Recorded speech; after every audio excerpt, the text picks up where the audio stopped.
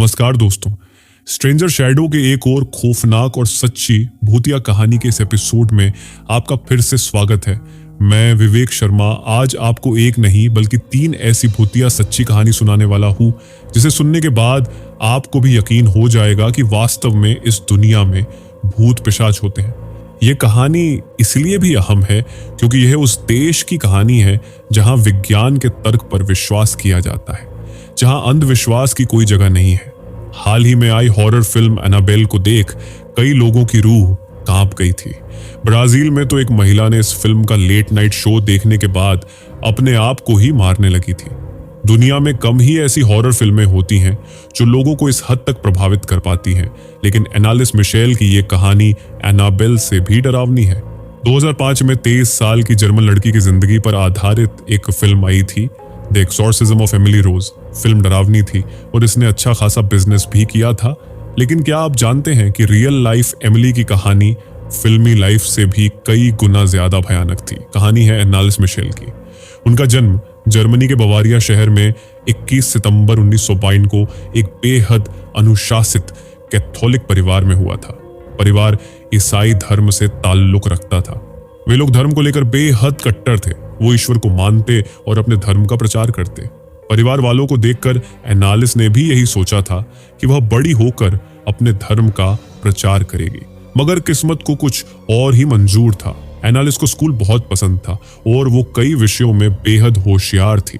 वो जब 16 साल की थी तो वो एक बार स्कूल में बेहोश होकर गिर गई थी। उसके दोस्तों के मुताबिक एनालिस कुछ मिनटों के लिए बेहोशी की हालत में चली गई थी। दरअसल एनालिस के घर वालों के कट्टरपंथी रवैये की वजह से उसकी मानसिक स्थिति खराब रहने लगी थी। जिस दिन वो बेहोश हुई थी उस रात वो अपने शरीर में एक भारी फीलिंग के साथ उठी थी। एनालिस ने अगले दिन उसने स्कूल न जाने का फैसला किया। हालांकि कुछ दिनों के बाद सब कुछ सामान्य हो गया। इस घटना के 1 साल बाद ऐसी ही एक घटना हुई। एनालिस को डॉक्टर के पास ले जाया गया। हालांकि डॉक्टर के साथ साथ एक न्यूरोलॉजिस्ट का भी कहना था कि एनालिस के साथ कुछ भी समस्या नहीं है। अस्पताल में रहने के दौरान उसके साथ तीसरी बार ऐसा हुआ। ये शायद पहला मौका था जब एनालिस के साथ चीजें कुछ ज्यादा ही भयानक हो रही थी। एनालिस का दावा था कि उसे रंग दिखाई दे रहे हैं, कई तरह की आवाज आ रही है और बेहद खुशी महसूस हो रही थी। इस दौरान उसका मिर्गी का इलाज किया गया और अस्पताल से छुट्टी दे दी गई। मानसिक हालात दुरुस्त न होने के बाद भी एनालिस ने स्कूल पास किया और कॉलेज के लिए कदम बढ़ा दिए, लेकिन उसकी मानसिक स्थिति अब और ज्यादा बिगड़ने लगी थी। 1973 में एनालिस को प्रार्थना के दौरान हेल्यूसिनेशंस होने लगे। उसे यकीन हो चला था कि कोई शैतान उसके शरीर में घुसा हुआ है। एनालिस बेहद बेबस हालातों में थी। डॉक्टर्स उसकी किसी तरह से मदद नहीं कर पा रहे थे। बच्ची की तबीयत दिन ब दिन खराब होती जा रही थी। वह अजीबोगरीब हरकतें करती। कहा जाता है कि एनालिस के हालात इतने ज्यादा बिगड़ चुके थे कि वो फ्लोर से उठाकर अपना ही पेशाब पिया करती थी।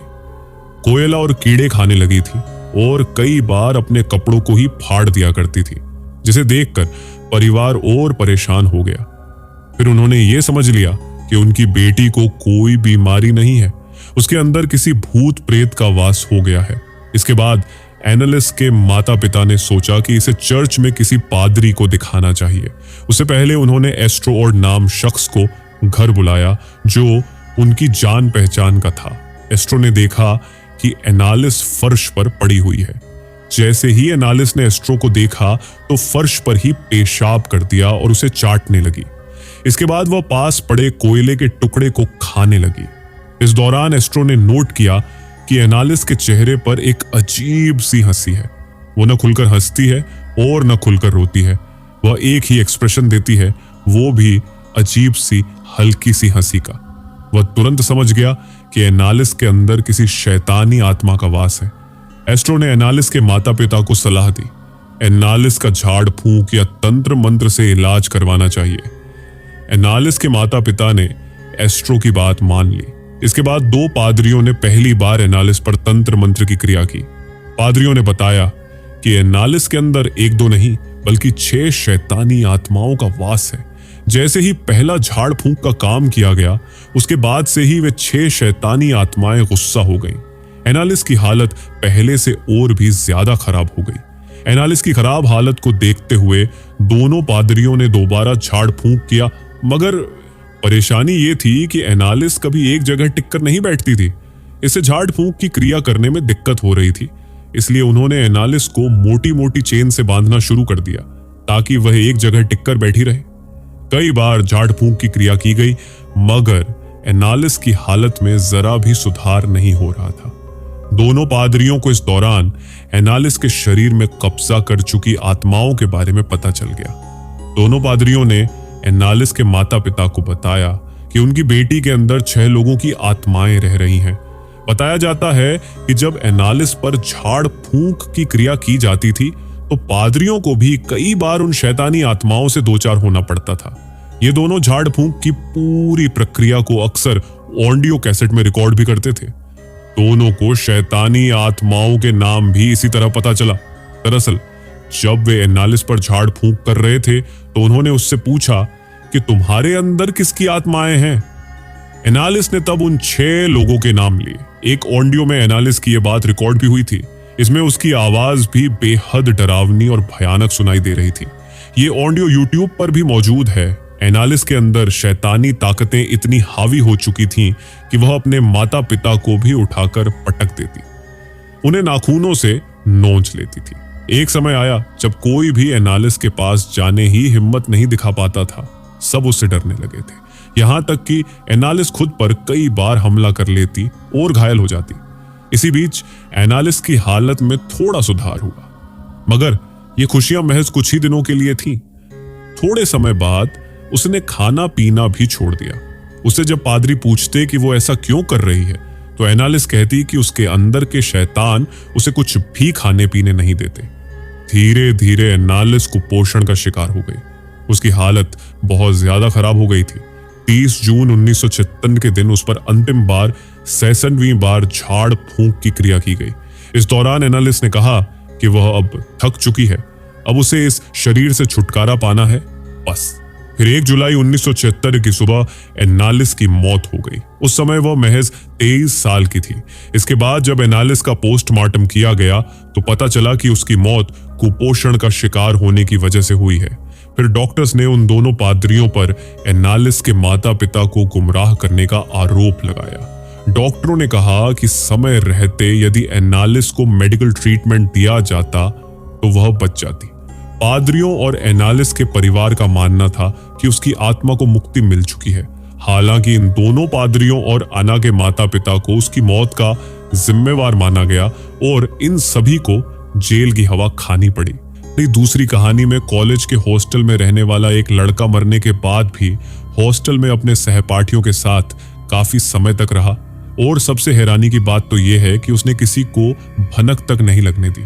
इस कहानी की रहस्यमय घटनाएं आपको बहुत कुछ सोचने पर मजबूर कर देंगी और साथ ही आपके रोंगटे भी खड़े कर देगी। दोस्तों, कहानी शुरू करने से पहले मैं बता दूं कि यह कहानी कोई मनगढ़ंत या काल्पनिक नहीं है। यह कहानी मैंने कई लोगों से मुख से सुन रखी है, इसलिए यह कहानी पूर्ण रूप से सत्य है। तो आइए अब देर न करते हुए आपको इस अद्भुत, रोमांचक, हड्डी को कपा देने वाली कहानी की यात्रा पर लेकर चलता हूं। ऐसा नहीं कहा जा सकता कि इस घटना को घटे बहुत दिन हो गए हैं। यह घटना मेरे बचपन काल की है, यानी कहा जा सकता है कि 25 से 30 साल पहले की। हमारे जिले जवार की ही यह घटना है। जी हाँ, एक बड़े नामचीन महाविद्यालय की घटना। यह महाविद्यालय बहुत पुराना होने के साथ ही साथ आज भी अपनी गरिमा को बनाए हुए है और इसकी गणना सुप्रतिष्ठित शिक्षण संस्थानों में होती है। दूर दूर से बच्चे यहाँ शिक्षा ग्रहण के लिए आते हैं। इस महाविद्यालय में कई हॉस्टल हैं जिसमें मेधावी छात्र रहते हैं और पढ़ाई लिखाई में इस महाविद्यालय और अपने घर परिवार का नाम रोशन करते हैं। लेकिन एक बार की बात है, इस ओजस्वी नामक हॉस्टल में बिहार का एक लड़का रहकर पढ़ाई करता था। वह बहुत ही मेधावी और मिलनसार था। हॉस्टल में उसके साथ रहने वाले अन्य बच्चे उसे दूबे भाई कह के बुलाते थे। दूबे जी पढ़ाई लिखाई में अन्य बच्चों की मदद करने के साथ ही उनकी अन्य परेशानियों को दूर करने के लिए भी सदा तत्पर रहते थे। हॉस्टल में उनका बहुत ही मान सम्मान था। अपने सहपाठियों के साथ ही वे अध्यापकों के भी चहेते थे। उन्हें कॉलेज से बहुत ही प्रेम था।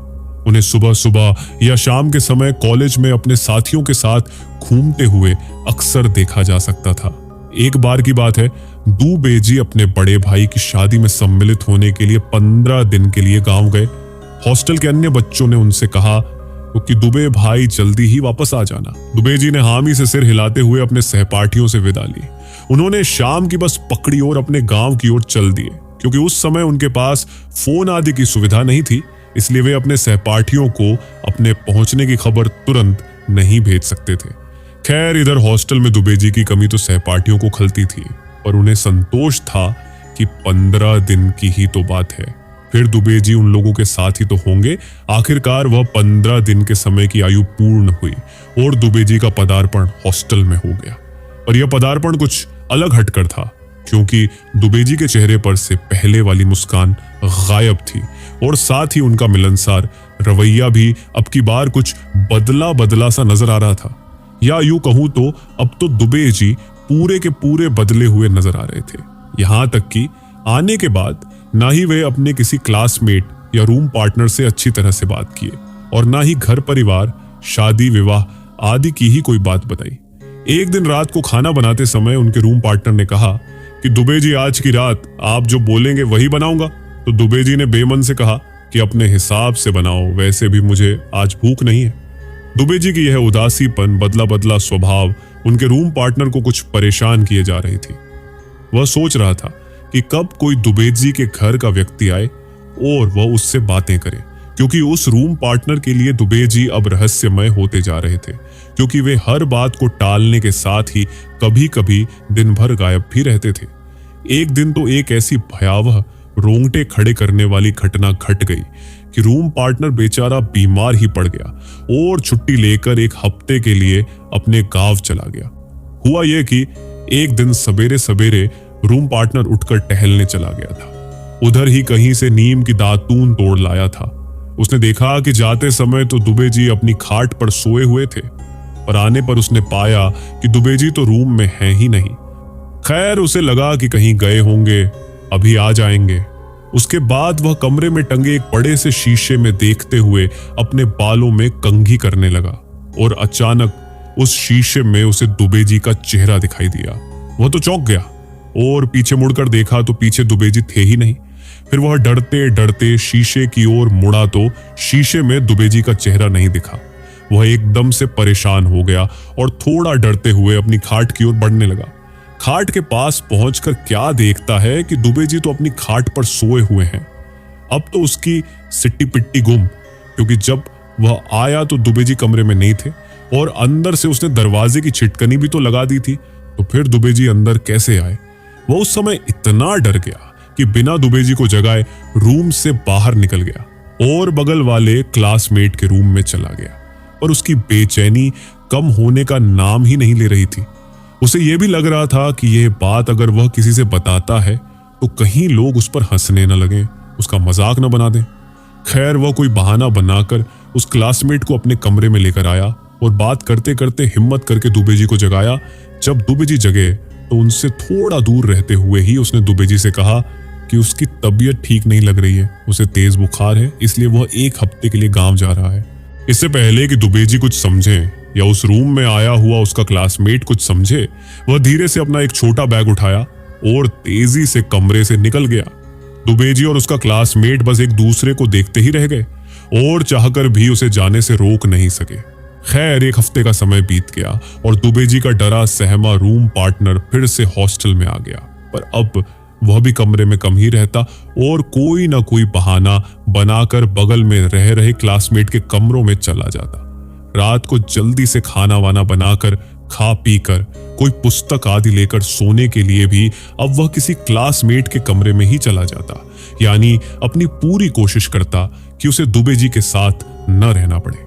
एक दिन तो दुबे जी के रूम पार्टनर के साथ कुछ ऐसा हुआ कि डर के मारे उसका शरीर कांपने लगा और वह अपने आप को संभाल नहीं पाया, साथ ही बेहोश होकर गिर पड़ा।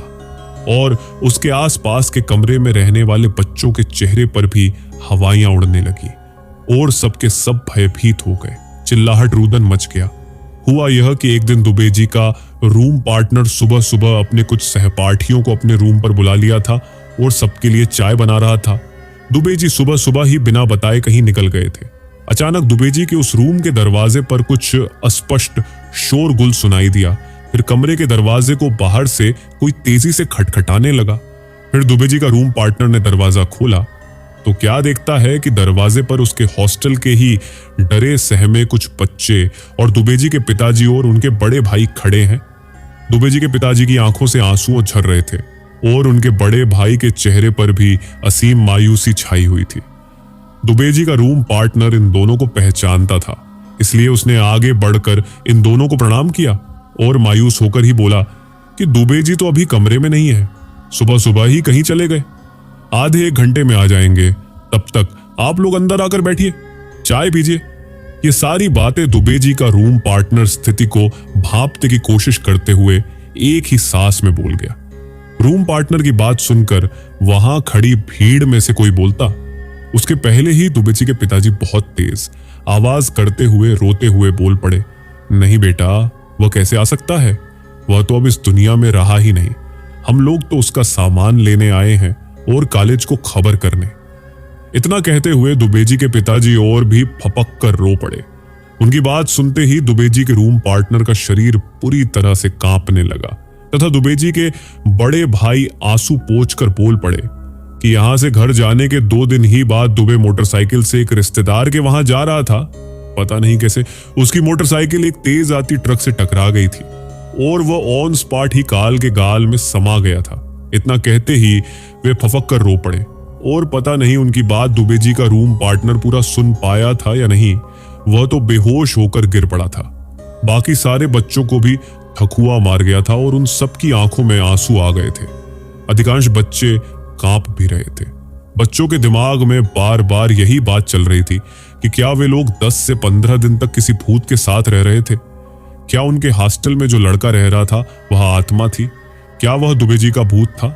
खैर, उस दिन के बाद से दुबे भाई का भूत फिर कभी हॉस्टल में नहीं आया, पर कई महीनों तक हॉस्टल के सारे बच्चे खौफ में जीते रहे और दुबे भाई के रहने वाले कमरे में ताला लटकता रहा। लोग कहते रहे कि दुबे भाई को अपने हॉस्टल से बहुत ही लगाव था, इसलिए स्वर्गीय होने के बाद भी वे हॉस्टल का मोह छोड़ न सके। अब आप खुद सोचिए कि दुबे जी के रूम पार्टनर पर क्या बीती होगी या क्या बीत रही होगी, जो एक आत्मा यानी भूत के साथ 15 दिनों तक एक ही कमरे में रहा। खैर, भगवान दुबे भाई की आत्मा को शांति और मोक्ष प्रदान करे। दोस्तों, इसी के साथ हमारी दूसरी कहानी भी यही समाप्त होती है। अब हम बढ़ते हैं अपनी तीसरी कहानी की ओर, जो सच्ची होने के साथ काफी डरावनी भी है। लेकिन इस सच्ची घटना में मैं आपको पात्रों के सही नाम नहीं बताऊंगा, क्योंकि ऐसा मैंने कहानी भेजने वाले की प्राइवेसी को ध्यान में रखकर किया है। राम के पापा आलोकनाथ सरकारी नौकरी में ऊंचे पद पर थे। वर्षों पहले ही गांव छोड़कर परिवार संग शहर आ बसे थे। बढ़िया स्कूल और कॉलेज में राम को शिक्षा मिली थी। राम के चाचा विशंभरनाथ आज भी अपनी बेटी संग गांव में रहकर ही खेती बाड़ी करते थे। एक दिन जब वह शाम को घर लौटा तो उसे मां कुछ गंभीर और चिंतामग्न दिखी। पूछने पर मां पार्वती ने बताया, बेटा, हमें आज ही गांव में तेरे चाचा जी के पास जाना होगा, क्योंकि तेरी बहन शोभा आजकल कुछ बीमार सी चल रही है। राम के चाचा विशंभरनाथ की लड़की का नाम शोभा था। मां के मुंह से शोभा के बीमार होने की बात सुनकर राम उनसे बोलता है, अरे मां, मौसम बदल रहा है, इसमें चिंता करने की कौन सी बात है, किसी डॉक्टर को दिखा दवाई दे दें, इतनी सी बात में हमें चिंता करने की क्या जरूरत है, राम ने कहा। राम की बात सुनकर पार्वती बोली, नहीं बेटा, यह तबीयत खराब होने का चक्कर नहीं है, बल्कि ये बात कुछ और ही है। राम को मां पार्वती की यह अजीब सी बात बिल्कुल भी पल्ले नहीं पड़ी। उसकी मां पार्वती उसकी हैरानी देख उससे बोली, अब तुझे कैसे समझाऊं बेटा कि शोभा पर किसी बुरी आत्मा का साया मंडरा रहा है। उसके अजीबो गरीब व्यवहार और बदले रवैये ने सबको हैरान किया हुआ है। मां की बात सुनकर राम सर पीटते हुए बोला, क्या मां आप भी पढ़ी लिखी होकर ऐसी अंधविश्वास भरी बातें करती हो? आज विज्ञान का युग है। होगा बेटा, लेकिन इससे सच्चाई बदल नहीं जाती। बुजुर्गों की बात पर यकीन करना सीखो। तुमसे पहले वो इस दुनिया में आए हैं और तुमसे बेहतर इन चीजों को समझते हैं, पर तुम मॉडर्न जमाने के लड़के लड़की कहां इन बातों की गहराई को समझोगे। बेचारी की मां भी नहीं है, वो अकेले कैसे सब कुछ झेल रहे होंगे मैं समझ सकती हूँ। तू चल रहा है या नहीं साथ, ये बता, वरना मुझे गाड़ी में बैठा दे, मैं तो अकेली भी जा सकती हूँ। माँ का सख्त लहजा देखकर राम साथ चलने को तैयार हो जाता है। आलोकनाथ किसी जरूरी मीटिंग की वजह से उनके साथ नहीं जा सके। माँ बेटे दोनों नियत समय पर घर से निकलते हैं और कुछ ही घंटों में गांव पहुंच जाते हैं। गांव पहुंचकर राम सबसे पहले चाचा जी विशंभर नाथ के पांव छूते हैं। ये देखकर वो बड़े खुश होते हैं। वाह बेटा, जुग जुग जो, शहर में रहकर भी अपने संस्कार नहीं भूले, बहुत गर्व है हमें तुम पर। कहते हुए विशंभर नाथ उसकी पीठ थपथपाते हैं। लेकिन पार्वती शोभा को लेकर बहुत परेशान होती है, उसका पूछती है। जवाब में विशंभर नाथ बोलते हैं, अंदर अभी अभी सोई है और पड़ोस की लीला बहन उसके पास बैठी है। उसी ने अब तक सब कुछ संभला है शोभा का। यदि वो नहीं होती तो मैं अकेला कुछ नहीं कर सकता था इस मामले में। आइए अंदर चलकर पहले शोभा को देख लीजिए। सभी अंदर शोभा के कमरे में दाखिल होते हैं। शोभा गहरी नींद में सोई रहती है और उसके पास लीला बहन बैठी रहती है। पार्वती शोभा को सोते देख उसके सर पर प्यार से हाथ फेरती है। कैसी सूख गई मेरी बच्ची, बिन मां की बच्ची को भगवान कैसा दुख दे रहा है। ये है ईश्वर, दया कर इस मासूम पर। पार्वती ईश्वर से दोनों हाथ जोड़कर प्रार्थना करती है। फिर वो लोग कमरे के बाहर आ जाते हैं। विशंभर नाथ पार्वती को पूरी बात शुरू से बताते हैं। भाभी, कुछ दिन पहले तक सब कुछ ठीक था। हंसती खेलती मेरी बच्ची पूरे घर में इधर से उधर घूमती रहती थी। फिर वो मनहूस दिन भी आया जिस दिन से इसकी सारी खुशियां छिन गई। हुआ यूं कि मैं तो खेतों पर ही रहता हूं दिन भर। घर आते आते शाम हो जाती है। दिन में खाना वहीं खेत पर ही खाता हूं। शोभा ही मेरे लिए खाना लेकर आती थी खेत पर। उस दिन भी वही आई थी। हमने खेत पर खाना खाया, तभी रामधन की लड़की नीलू वहां आई और पास के गांव में मेला लगने की बात की। उसने शोभा को भी अपने साथ ले जाना चाहा। मैंने पहले तो मना किया कि लड़की जात है, अकेले कैसे भेज दूं, पर शोभा जिद पकड़ के बैठ गई। आखिर मुझे उसकी जिद के आगे झुकना ही पड़ा। चूंकि वो लोग तभी जाने वाले थे, इसलिए खेत से ही सीधी वो नीलू के साथ मेला घूमने चली गई। यही खेत के पास से एक शॉर्टकट है जो जल्दी उस गांव पहुंचा देता है। बस वो दोनों उसी रास्ते से चली गई। जब शाम को काफी देर हो गई तो मुझे चिंता हुई। शोभा या नीलू के पास कोई मोबाइल भी नहीं है जिस पर मैं उससे बात कर पूछ लेता। मैं उन लोगों को देखने जाने ही वाला था कि तभी दोनों वापस आ गई। पर शोभा जैसे ही आई, सीधी अपने कमरे में ऊपर चली गई। मुझसे बात तो करना दूर, मेरी तरफ देखा तक नहीं उसने। मैंने नीलू से पूछा तो वो बोली, काका, मेले में तो सब ठीक था, पर बाद में पता नहीं क्या हुआ, ये इतनी बदल गई। कुछ देर पहले तक हंसती खेलती शोभा अचानक से गंभीर हो गई। हम लोग मेले से वापस आ रहे थे। अंधेरा हो चुका था। तभी शोभा को लघु शंका हुई तो वो झाड़ियों में चली गई। और जब काफी देर हो गई वो बाहर नहीं आई तो मैंने झाड़ियों में जाकर देखा तो वो तो बेहोश पड़ी थी। मैं घबरा गई। मैं उसे पानी के छींटे मारकर होश में लेकर लाई, पर बस शोभा जब से होश में आई तब से ऐसी ही है।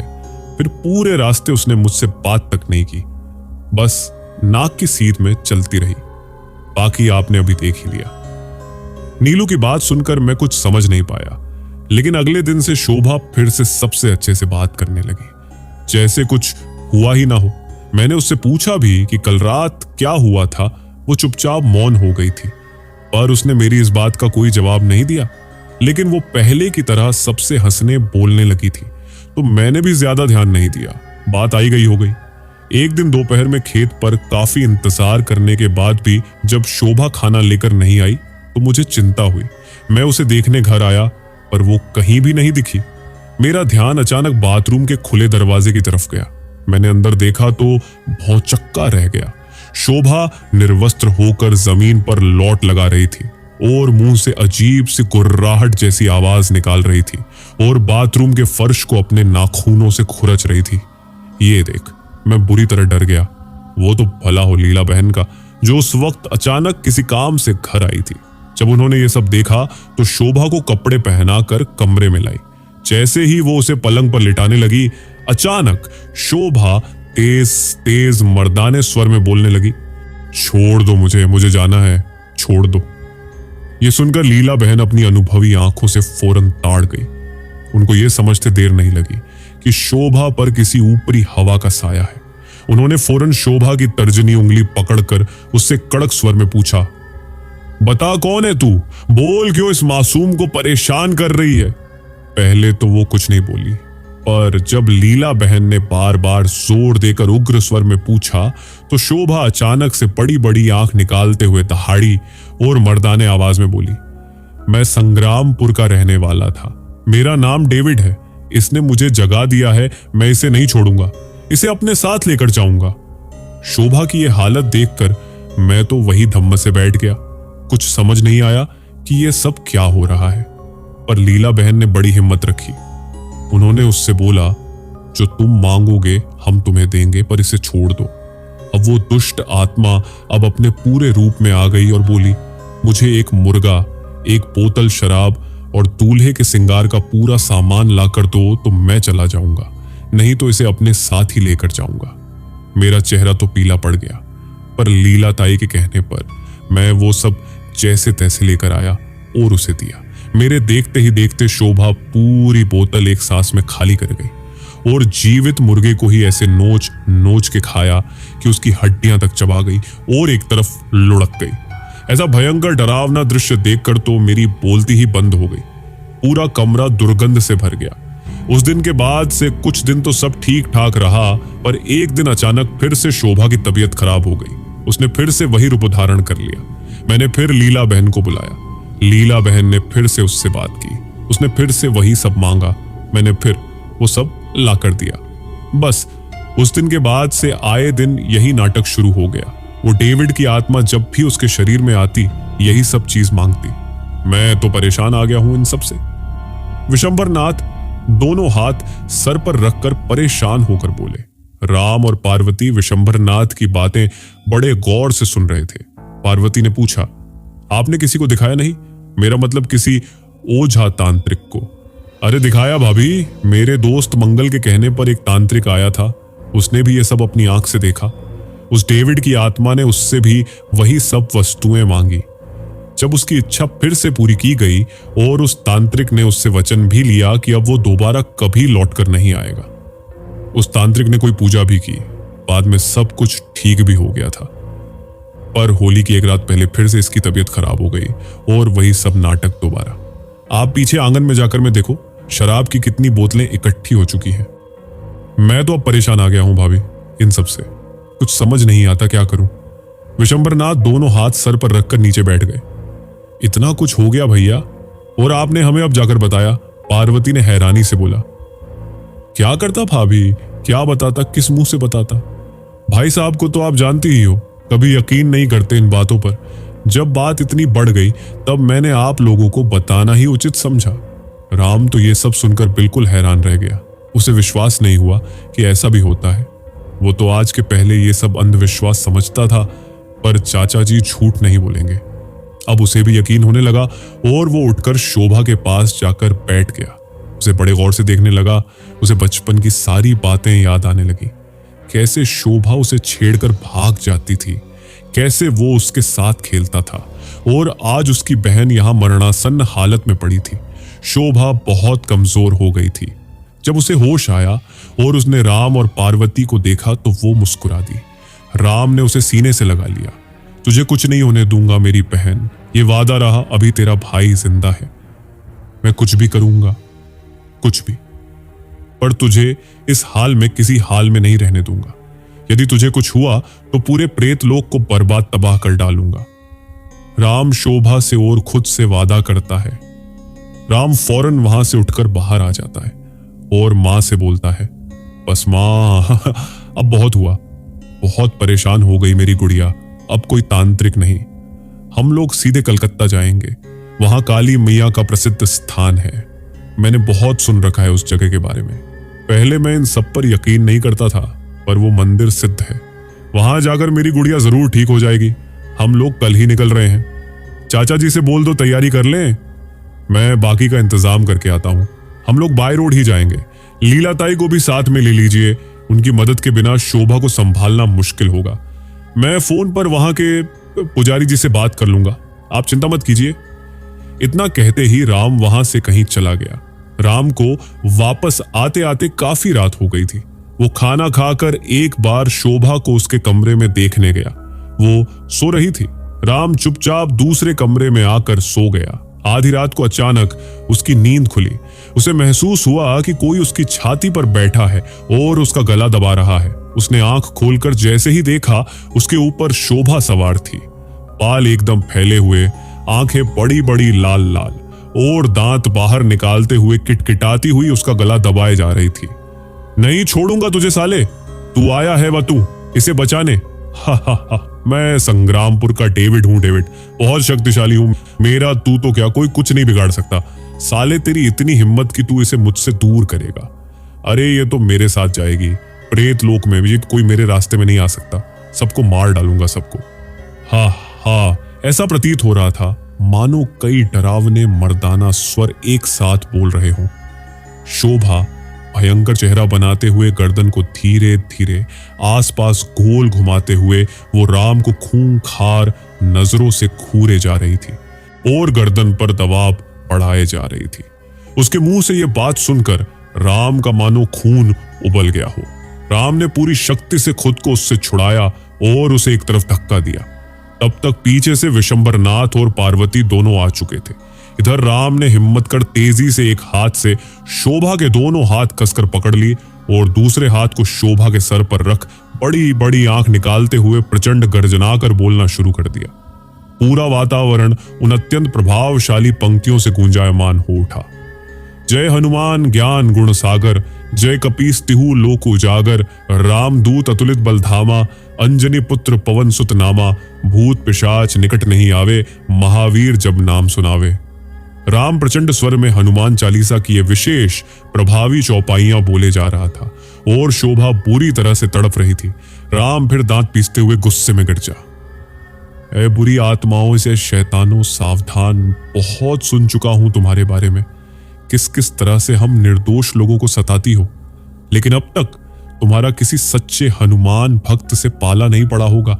एक सच्चे हनुमान भक्त के पास भले कोई तंत्र शक्ति ना हो, पर हमारे पास ऐसी शक्ति है जो सभी शक्तियों पर भारी है।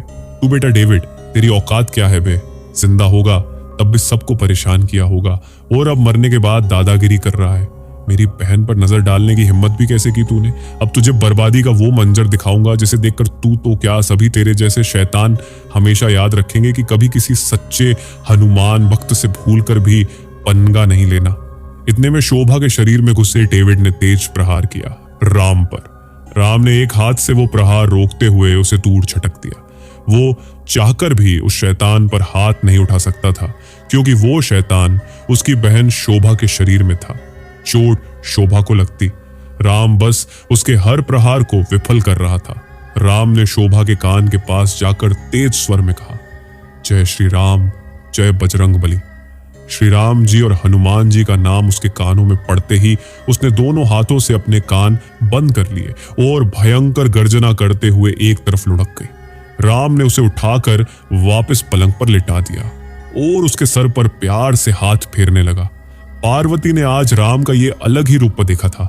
जो लड़का कभी इन सब बातों पर विश्वास नहीं करता था, वो अचानक उस शैतानी आत्मा से भिड़ गया और प्रचंड स्वर में हनुमान चालीसा का वो पाठ किया कि उस समय पूरे वातावरण में जो जो भी प्रेत आत्माएं विचरण कर रही होंगी, सभी दुम दबाकर भाग गई होंगी।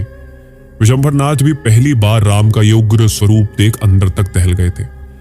अगले दिन सभी लोग कार से कलकत्ता रवाना हो गए। वहां मंदिर के पुजारी जी से राम ने पहले ही सब कुछ फोन पर बताकर सारी बात कर ली थी।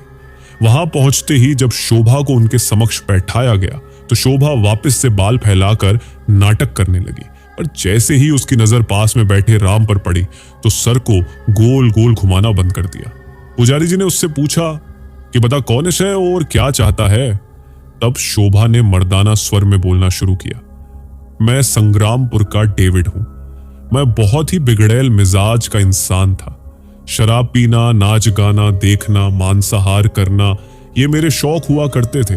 मैंने ना जाने कितनी मासूम लड़कियों का बलात्कार किया, ना जाने कितने निर्दोषों को मौत के घाट उतारा। एक दिन मेरी गाड़ी का एक्सीडेंट हो गया और मैं अकाल मौत मारा गया। तब से मेरी आत्मा भटक रही थी। उस दिन जब ये लड़की पेशाब करने वहां झाड़ियों में आई तो मेरी नजर इस पर पड़ी। मैं इसे देखता ही रह गया। मेरा दिल तब से ही इस पर आ गया था। उसकी बातें सुनकर वहां बैठे सभी लोग बुरी तरह डर गए सिवा राम के। राम ने जैसे ही शोभा के शरीर में घुसे डेविड को गुस्से से देखा तो शोभा हम करना बंद कर चुप बैठ गई। पुजारी जी ने राम को एक तांबे की छोटी मटकी और कुछ सामान लाने को कहा। राम वो सब सामान ले आया। पुजारी जी ने मंत्र पढ़कर मटकी को शोभा के सामने रख दिया और बोले, आ तू इसमें समा जा, आ इसमें आ। पर शोभा पर कोई असर नहीं हुआ। फिर राम ने जैसे ही शोभा का हाथ पकड़ा, कुछ देर बाद मटकी अपने आप हिली और शोभा एक तरफ लुढ़क गई। डेविड की आत्मा मटकी में आ चुकी थी। पुजारी जी ने उस मटकी को अभिमंत्रित धागे से बांधकर वो मटकी समंदर में फेंक दी। कुछ देर बाद शोभा को होश आया। राम ने उसे गले से लगा लिया। अब शोभा सामान्य हो चुकी थी, पर पार्वती ने जो राम का वो रूप देखा था जो उसने इसके पहले कभी नहीं देखा। राम ने बस अपनी माता पार्वती से इतना कहा, माँ, आम इंसान सोता हुआ वो शिकारी है जिसे चाहे वो कोई भी हो, जिंदा हो या मुर्दा, कोई भी सताएगा। वो शिकारी यदि जाग गया तो इन बब्बर शेर टाइप आत्माओं का ऐसा शिकार करेगा कि इनकी संख्या भी धरती पर बचे शेरों जितनी ही रह जाएगी, क्योंकि आम इंसान शेर नहीं बल्कि एक खतरनाक शिकारी है जो इन जैसे बब्बर शेरों का शिकार करना खूब जानता है। बस जिम्मेदारियों के चलते अपने परिवार की खातिर जरा सा झुकना पड़ता है, लेकिन झुकना हमारी कमजोरी बिल्कुल नहीं है। राम के ये अजबो गरीब गैर फिल्मी डायलॉग सुनकर पार्वती कुछ समझ नहीं पाती। सभी हंसी खुशी वापस आ जाते हैं। दोस्तों, इसी के साथ आज की ये कहानी यही समाप्त होती है। यदि आपको ये कहानी अच्छी लगी हो तो कमेंट में अपनी प्रतिक्रिया जरूर दें। ऐसी ही वीडियो देखने के लिए हमारे चैनल को सब्सक्राइब करना न भूलें। मिलते हैं अगली कहानी में किसी